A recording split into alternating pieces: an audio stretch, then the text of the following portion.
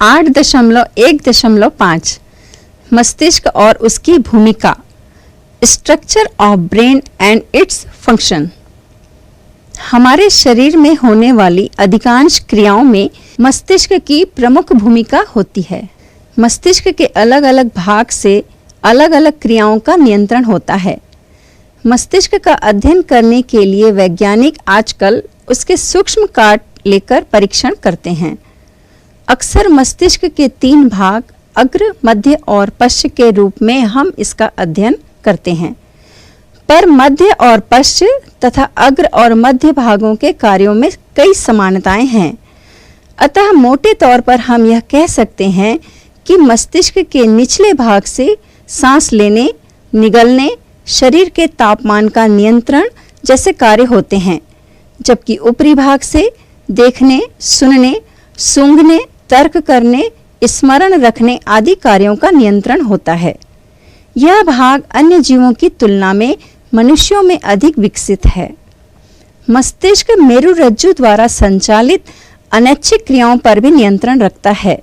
जैसे जब आप चलते हैं तो आपके हाथ आपके कदमों के साथ अनैच्छिक रूप से एक विशेष तारतम्यता से चलते हैं। आप जब मार्च पास्ट सीख कर रहे होते हैं तब आपके कदम और हाथ की स्थिति आपकी इच्छा के अनुसार होती है, अर्थात यह एक ऐच्छिक क्रिया है। ऐसी सभी ऐच्छिक क्रियाएं मस्तिष्क द्वारा संचालित हैं। अतः जब हम सतर्क होकर कोई कार्य करते हैं तब वह कार्य मस्तिष्क के नियंत्रण में होता है। कुछ अनैच्छिक क्रियाएं भी मस्तिष्क द्वारा संचालित होती हैं, जैसे आंखों पर तेज रोशनी पड़ने से पुतली का सिकुड़ना।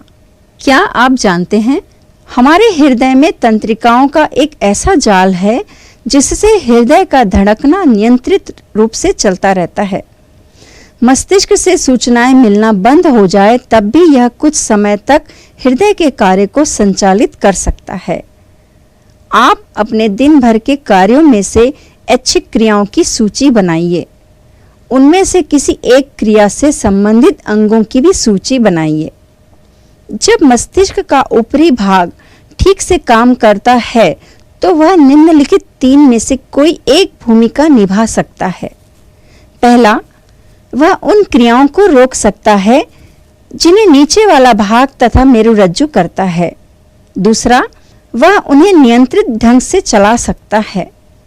तीसरा, मेरुरज्जु के नियंत्रण के बिना ही सीधे मांसपेशियों की क्रियाओं को संचालित कर सकता है।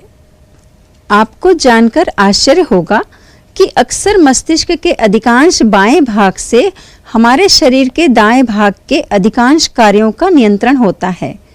ठीक इसी तरह मस्तिष्क के दाएं भाग से शरीर के बाएं भाग के कार्यों का नियंत्रण होता है। हमारे शरीर के दोनों भागों से मस्तिष्क तक पहुंचने वाली सूचनाओं से संबंधित प्रतिक्रियाएं मिले जुले रूप में व्यक्त होती हैं।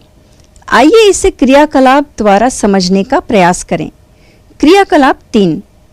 चित्र के अनुसार अपनी दोनों हथेलियों की तर्जनी अंगुलियों को आमने सामने की ओर एक सीध में लाएं। पहले दोनों हथेलियों को एक साथ घड़ी की दिशा में घुमाएं और फिर एक को घड़ी की दिशा में तो एक को इसके ठीक विपरीत दिशा में साथ साथ घुमाएं। फिर एक हथेली को रोककर दूसरी को घुमाएं। हथेलियों को साथ साथ घुमाना आसान था या विपरीत दिशा में? ऐसा क्यों हुआ होगा? जब आप दोनों हथेलियों को साथ साथ घुमा रहे थे तब इनसे संबंधित सूचनाओं की मस्तिष्क के भागों से मिलीजुली प्रतिक्रिया आपके हाथों पर काम कर रही थी। एक हथेली को रोककर दूसरे को घुमाना भी आसान क्यों लगा? जब आप चलते हैं तो आपके दाहिने पैर के आगे बढ़ने से आपका कौन सा हाथ आगे बढ़ता है और क्यों?